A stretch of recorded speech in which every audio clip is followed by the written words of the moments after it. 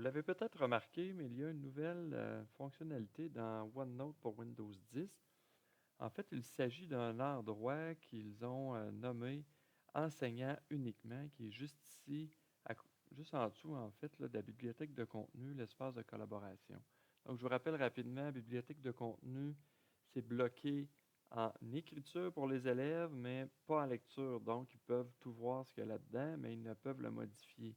L'espace de collaboration, ici, les élèves peuvent créer des dossiers, les déplacer, donc ils sont capables d'écrire, de modifier ce qu'il y a là-dedans. Par contre, enseignant uniquement, les élèves n'y ont pas accès du tout.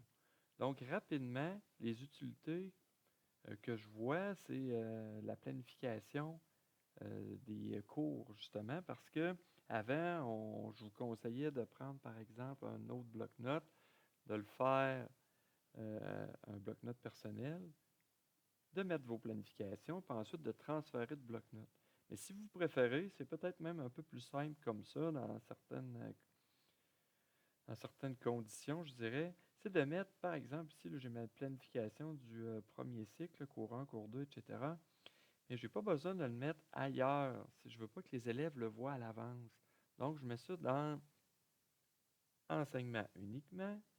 Je place mes sections comme je le désire, mais les élèves, tant que je ne l'envoie pas dans la bibliothèque de contenu ou directement dans leur dossier, ils ne le voient pas.